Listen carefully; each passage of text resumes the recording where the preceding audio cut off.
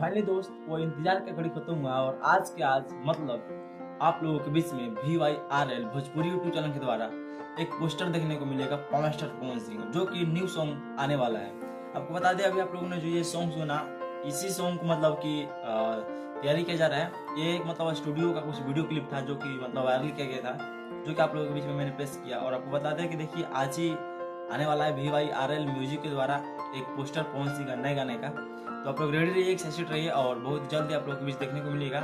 और आज मतलब उम्मीद है कि शाम तक इसका टीजर भी देखने को मिल जाएगा और गाना आप लोगों के बीच में 14 फरवरी तक देखने को मिल जाएगा। तो फाइनली दोस्तों आप लोग कितना एक्साइटेड है पवन स्टार पवन सिंह के अगले धमाकेदार सॉन्ग को सुनने के लिए हमें कमेंट बॉक्स में जरूर बताइए। और बाकी इस वीडियो को ज़्यादा से ज़्यादा शेयर कीजिए, लाइक कीजिए, कमेंट कीजिए और बाकी जो लोग चैनल पहले बार चैनल को सब्सक्राइब करके बेल आइकन प्रेस कर लीजिए क्योंकि हमारी यूट्यूब चैनल से भोजपुरी खरी खबर आप लोगों को सबसे पहले दी जाती है।